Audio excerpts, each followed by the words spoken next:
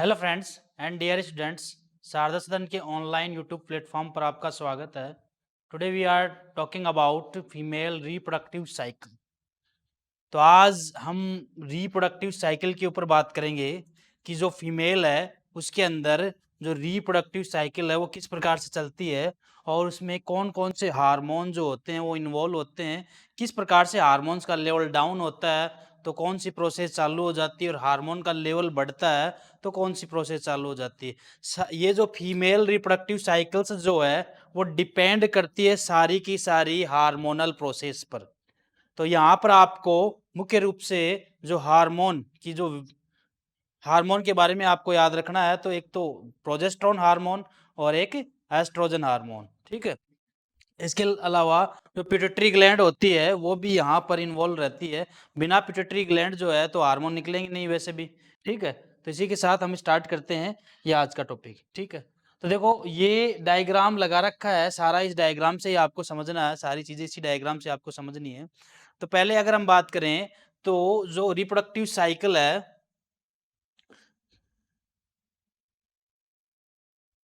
Female female reproductive cycle की अगर हम बात करें तो फीमेल रिप्रोडक्टिव साइकिल्स जो होती है, और डियर स्टूडेंट्स आपको पता होना चाहिए कि जो फीमेल रिप्रोडक्टिव साइकिल्स है वो दो तरीके की चलती है। एक तो मेंस्ट्रुअल साइकिल मेंस्ट्रुअल साइकिल और एक एस्ट्रस साइकिल। दो साइकिल्स होती है, एक मेंस्ट्रुअल साइकिल और एक एस्ट्रस साइकिल। अच्छा, जो मेंस्ट्रुअल साइकिल है वो कहाँ पे होती है और एस्ट्रस साइकिल्स वो है कहाँ पे होती है? तो ये जो साइकिल है वो नॉन प्राइमेट्स में आती है भाई, ये नॉन प्राइमेट्स में आती है। नॉन प्राइमेट्स में कौन से जीव आते हैं या आप जानते हो नॉन प्राइमेट्स के अंदर जो आते हैं वो जैसे काऊ है, बफेलो है, गोट है। ठीक है, ये सारे किस में आ रहे हैं? नॉन प्राइमेट्स में आ रहे हैं। लेकिन प्राइमेट्स में कौन से आते हैं? ये जो मेंस्ट्रुअल साइकिल होती है ये सिर्फ प्राइमेट्स वाले जीवों में ही होती है, ये प्राइमेट्स वाले जीवों में ही होती है। यानी कौन से ऑर्गेनिज्म के अंदर पाई जाती है? प्राइमेट्स वाले ऑर्गेनिज्म के अंदर पाई जाती है।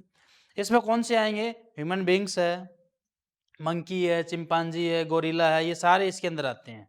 हमारी कैटेगरी के जो हैं वो सारे इसके अंदर आएंगे। तो यहाँ पर इसके अंदर और इसके अंदर डिफरेंट क्या है? यहाँ पर डिफरेंट ये रहता है कि इनका जो एंडोमेट्रियम लेयर होती है टूटने के बाद ये अवशोषित कर लेते हैं, लेकिन ये मेंस्ट्रुअल साइकिल है जो ह्यूमन बींग्स के अंदर चालू रहती है उसमें एंडोमेट्रियम लेयर जो है वो टूटती है और टूटने के बाद उसको अवशोषित नहीं किया जाता, अब्जॉर्ब नहीं किया जाता। इस वजह से वो टूटी हुई endometrium layer by vaginal part वो बाहर निकलती है। ठीक है, यानी जो फीमेल के जो रिप्रोडक्टिव पार्ट है उनके जरिए वो बाहर निकलती है, तो ऐसे में ब्लड सिक्रेट होता है। ठीक है, तो इसके अंदर ब्लड सिक्रेशन वाली कोई प्रॉब्लम नहीं होती, बट इसके अंदर ब्लड सिक्रेशन चालू रहता है। ये जो जीव होते हैं इनके अंदर अलग तरीके से, यानी इनके अंदर जब भी इनकी साइक्लिक प्रोसेस चलती है तो एक्चुअल में इनके इस टाइम को हीट पीरियड कहा जाता है और इनकी बॉडी के अंदर एस्ट्रोजन हार्मोन का जो लेवल होता है बहुत ज़्यादा चला जाता है ब्लड के अंदर। ठीक है, और यहाँ पर ये जो दिक्कत है वो अलग तरीके से मेंटेन होती है। तो एक्चुअल में हमें यहाँ पे कौन सी चीज़ पढ़नी है? हमें सिर्फ मेंस्ट्रुअल साइकिल के बारे में जानना है। तो इसी के साथ हम स्टार्ट कर रहे हैं इसको। देखो यहाँ पर मेंस्ट्रुअल फेज दे रखी हैं, यानी मेंस्ट्रुअल साइकिल की कुछ फेज है। मेंस्ट्रुअल फेज, पहले menstrual phase, follicular phase, ovulatory phase, post ovulatory phase. ये 1 2 3 4 1 2 4 4 फेज है यहाँ पे। इन फेज के अकॉर्डिंग ही हम इस डायग्राम को समझेंगे। तो कुछ बेसिक बातें हैं जो हम क्लियर कर रहे हैं पहले, उनको हम देख लेते हैं। अगली हम बात करते हैं, तो आप मेरे को ये बताओ कि ये मेनार्क मेनार्क एंड मीनोपोज क्या होता है? मेनार्क एंड मीनोपोज क्या होता है? देखो मेनार्क की यदि बात की जाए, मेनार्क क्या होता है? तो जब किसी जब किसी फीमेल के अंदर ब्लड सिक्रेशन वाली ये जो प्रॉब्लम क्रिएट होती है, फर्स्ट टाइम पे जब होती है, उस चीज को मेनार्क कहते हैं। ये 13 टू 14 एज में मानी जाती है। यानी ये इसमें ये जरूरी नहीं कि भाई आफ्टर मैरिज जो है मेंस्ट्रुअल साइकिल चालू रहेगी। मेंस्ट्रुअल साइकिल जो है वो वर्जिन के अंदर भी चालू हो जाती है। और कौन सी कंडीशन में आ जाती है वो? 13 टू 14 एज में। कब चालू हो जाती है? 13 टू 14 एज में। ये मीनोपोज कौन सी अवस्था होती है, कौन सी फेज होती है मीनोपोज? देखो ये जो मीनोपोज जो फेज है ये 45 से 50 की एज में आती है। ये वो एज है जहां पर जो फीमेल है उसके अंदर मेंस्ट्रुअल साइकिल जो होती है वो बंद हो जाती है। उसके बाद में उसको मेंस्ट्रुअल साइकिल कभी नहीं आएगी। तो मेंस्ट्रुअल साइकिल चलने का टाइम जो है वो कहाँ से स्टार्ट हो रहा है? 13 टू 14 एज पे। अच्छा, वैसे मेंस्ट्रुअल साइकिल की अगर प्रॉपरली हम बात करें तो इसके अंदर जो फेज बनना स्टार्ट हो जाती है वो एक फीमेल में तभी हो जाती है जब वो एम्ब्रियोनिक स्टेज पर होती है, तभी हो जाती है। एक स्त्री अपने पूरे जीवन काल में, एक फीमेल अपनी जो टोटल लाइफ है, होल लाइफ के अंदर वो तकरीबन 400 400 टाइम्स उनके अंदर मेंस्ट्रुअल साइकिल आती है। 400 टाइम्स उसके अंदर मेंस्ट्रुअल साइकिल आती है। ठीक है, अपने पूरे टाइम के अंदर, अपनी पूरी लाइफ के अंदर। तो ये बातें हम समझने की कोशिश कर रहे हैं कि पहले हम इसका बेसिक समझते हैं। अब यहाँ पर मेंस्ट्रुअल साइकिल जो है इसके बारे में हमने जाना। दूसरी बात ये है कि मेंस्ट्रुअल साइकिल कितने टाइम की होती है? तो ये 28 डेज की होती है बच्चों। 28 डेज की होती है, 28 दिन की होती है मेंस्ट्रुअल साइकिल। अच्छा, 28 दिन ये नॉर्मल कंडीशन है, बट अब नॉर्मल कंडीशन जो होती है वो 28 से ज्यादा भी चली जाती है। हम सिर्फ नॉर्मल कंडीशन के अकॉर्डिंग ही इस डायग्राम को समझेंगे, क्योंकि देखो यहाँ पे 28 के आगे ज्यादा मेंशन नहीं कर रखा है। वैसे नॉर्मल कंडीशन एक प्रॉपर रूप से एक हेल्दी फीमेल के अंदर जो मेंस्ट्रुअल साइकिल है वो 28 दिन की होती है। अब दूसरी बात ये है, इसमें थोड़ी सी कंफ्यूजन आप क्लियर करो कि महज ब्लड का सिक्रेशन होना ही मेंस्ट्रुअल साइकिल नहीं होती है। ब्लड का सिक्रेट होना ही मेंस्ट्रुअल साइकिल नहीं होती है। भाई मेंस्ट्रुअल साइकिल की अगर हम बात करें तो कहा गया है कि फीमेल में ब्लड चालू हो गया मेंस्ट्रुअल साइकिल के दौरान तो मेंस्ट्रुअल साइकिल है। नहीं, मेंस्ट्रुअल साइकिल तो पूरे 28 दिन की काउंट होगी, लेकिन वो एक टाइमिंग होता है जिसका पता लग जाता है। जब ब्लड सिक्रेट होता है फीमेल की बॉडी से तो पता लग जाता है कि भाई मेंस्ट्रुअल साइकिल चालू है। तो यहाँ पर कुछ इस प्रकार से ये डायग्राम दे रखा है, इसको हम समझेंगे। तो पहले जो फेज है वो मेंस्ट्रुअल फेज दे रखी है 3 से 5 दिन की, यानी 3 टू 5 डेज। ये नॉर्मल कंडीशन में है, बट कह नहीं सकते। अब नॉर्मलिटीज जब आती है तो ये 8 डेज की भी हो सकती है, 10 डेज पर भी चली जाती है। अच्छा, इस फेज में क्या होता है? इस फेज में क्या होता है? देखो नाम से ही लिख रखा है मेंस्ट्रुअल फेज। एक्चुअल में जो ब्लड सिक्रेशन की जो प्रोसेस होती है वो इसी फेज में होती है। अब ऐसा क्या है कि ब्लड सिक्रेशन इसी फेज में हो रहा है? तो इस चीज को अगर हम समझे तो देखो, मैं आपको एक डायग्राम बना के समझा। ये फीमेल रिप्रोडक्टिव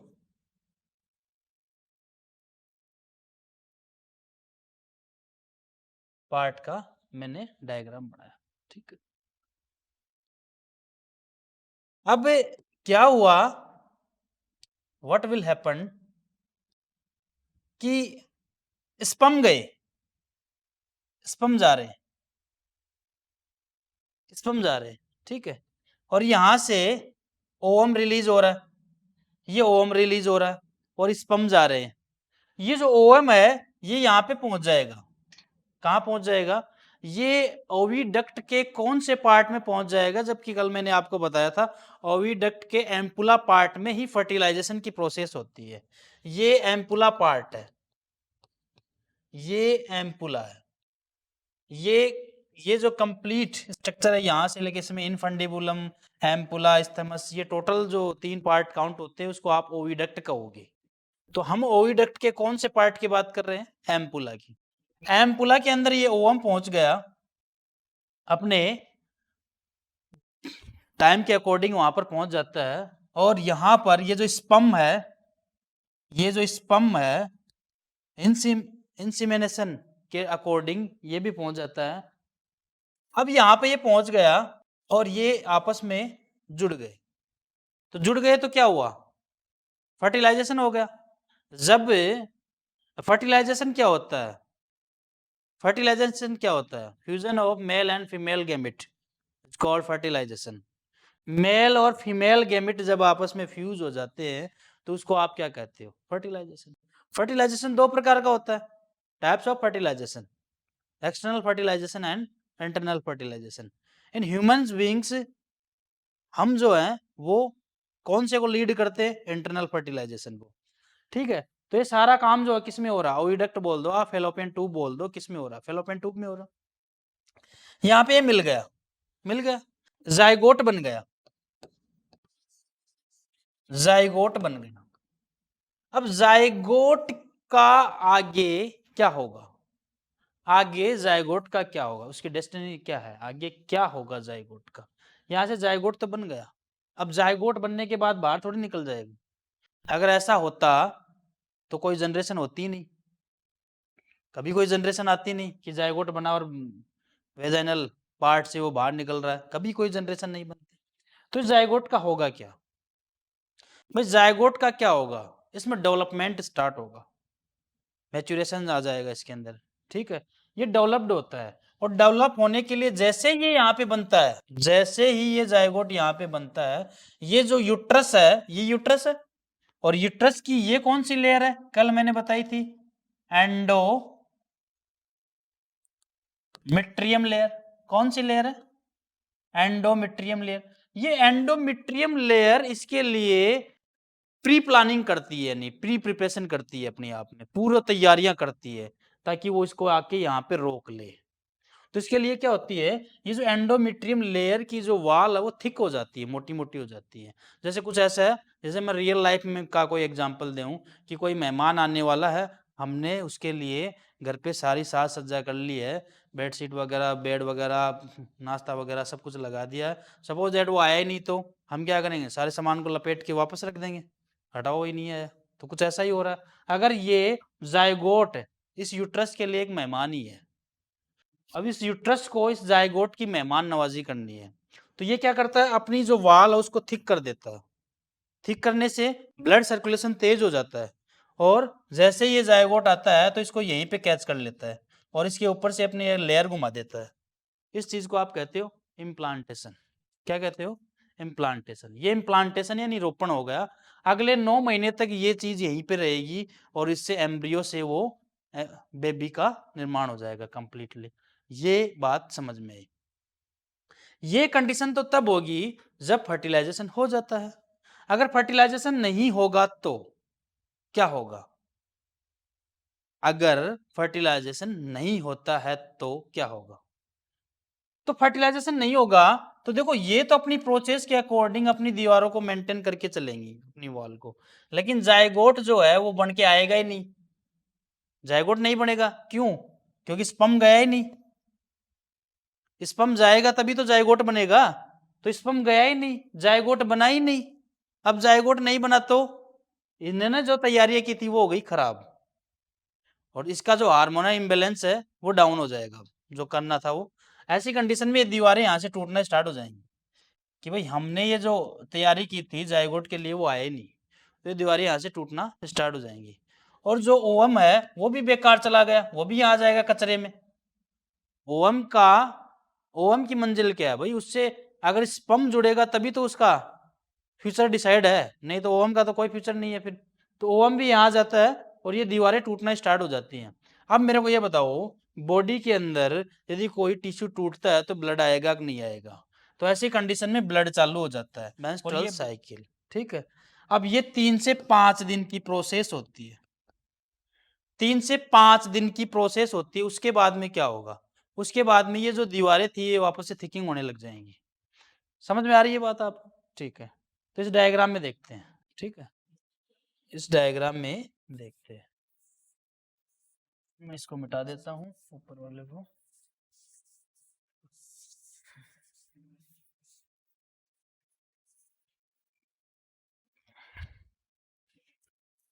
देखो प्रॉपर दिख रहा है आपको? ठीक।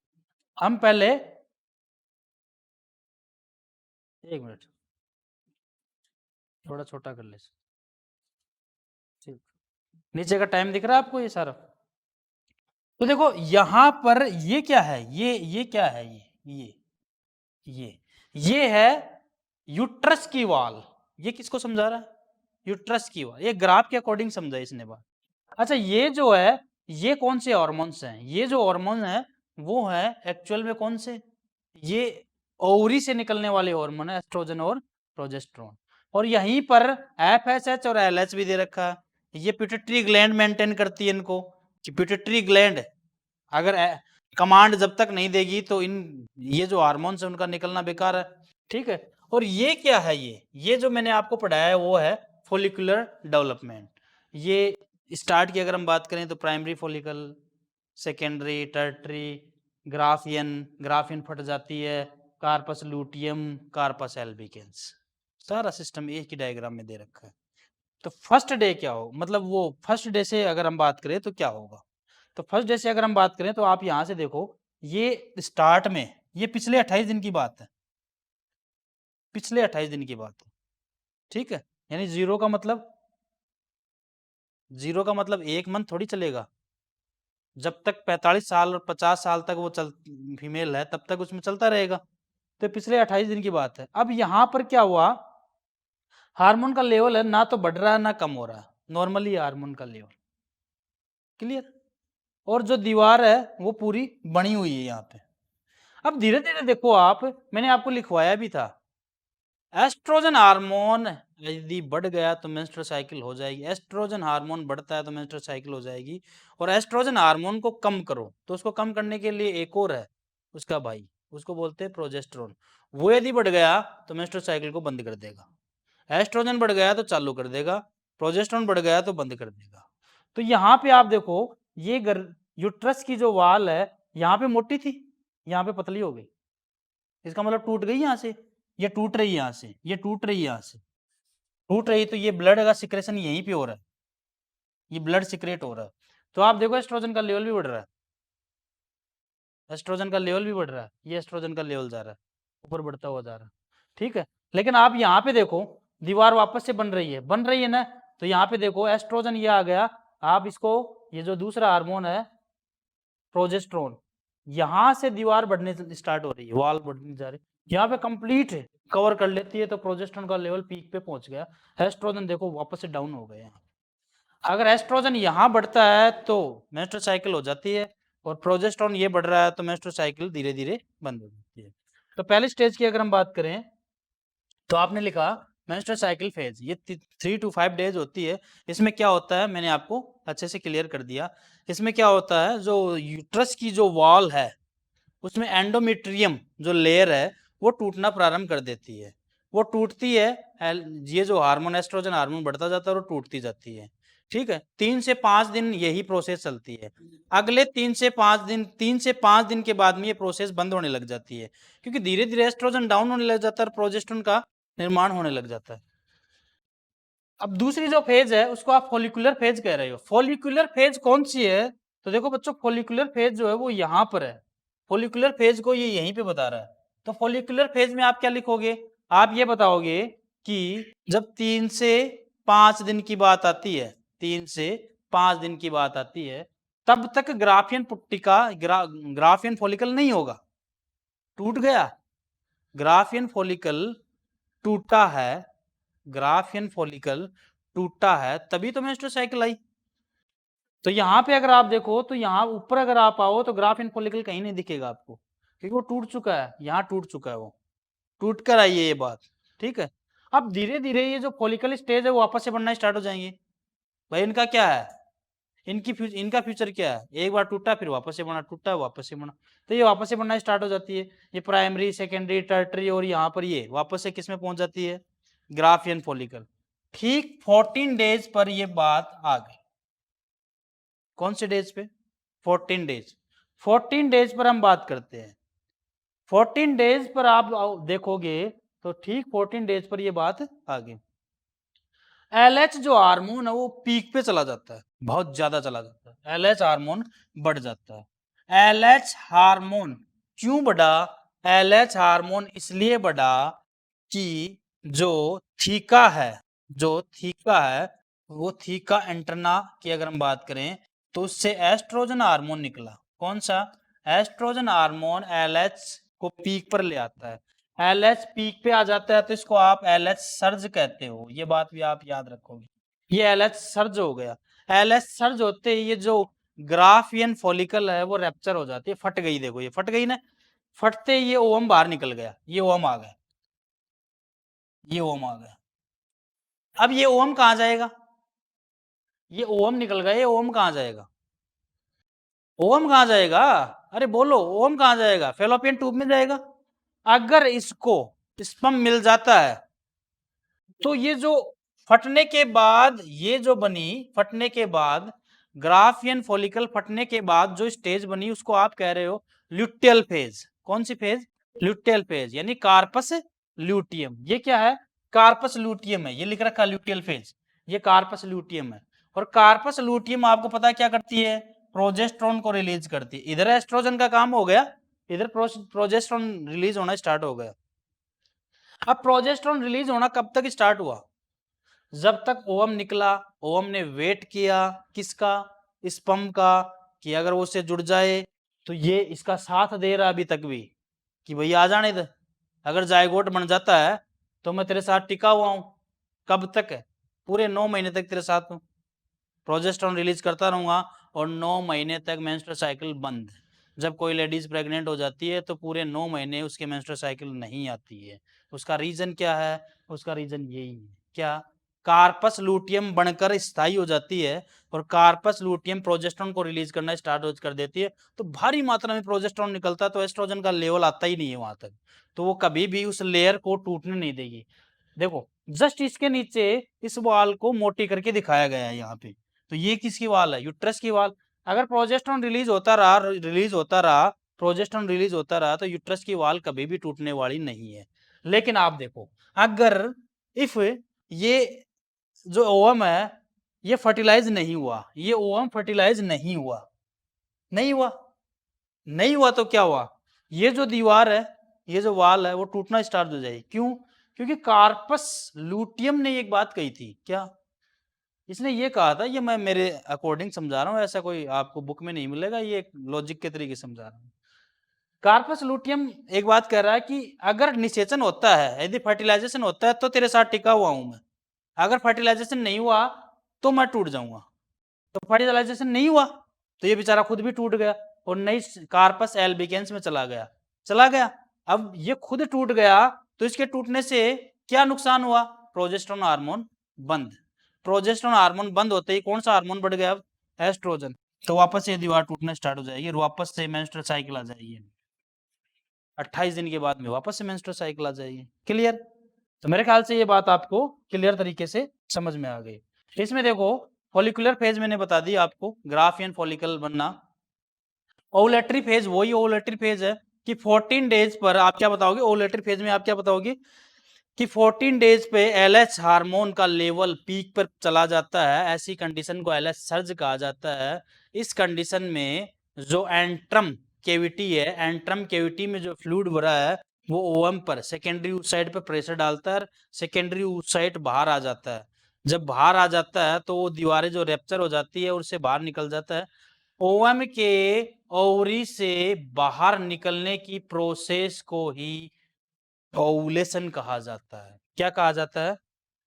इसलिए हमने इसको क्या बोल दिया? Ovulatory phase. और इसका टाइम क्या है? 14 डेज, या तो 2 कम हो सकता है दिन या 2 ज्यादा हो सकते हैं। 14 डेज की अगर हम बात करें तो एकदम नॉर्मल, एकदम हेल्दी फीमेल है उसी में होगा ये। पोस्ट ओवुलेटरी फेज, अब ये बोल रहा है कि पोस्ट ओवुलेटरी फेज में क्या होगा? जब ओवुलेशन हो जाता है तो क्या होगा? तो 2 ही काम हो सकते हैं। कार्पस ल्यूटियम जो बन गया, अगर फर्टिलाइजेशन हो जाता है तो कार्पस ल्यूटियम बना रहेगा, अगर फर्टिलाइजेशन नहीं होता है तो कार्पस ल्यूटियम टूटकर किस में बदल जाएगा? कार्पस एल्बिकेंस में बदल जाएगा। ठीक है? और जो प्रोजेस्टेरोन हार्मोन वो रिलीज होगा उसको आप प्रेगनेंसी हार्मोन भी कह सकते हो, गर्भधारण हार्मोन भी कहा जाता है। क्लियर? तो मेरे ख्याल से ये टॉपिक आपको समझ में आ गया, ठीक है, अच्छे से इसको समझें। कोई प्रॉब्लम हुई तो कमेंट सेक्शन में कमेंट करें, वीडियो को लाइक करें, शेयर करें, सब्सक्राइब करें चैनल को। Thank you so much.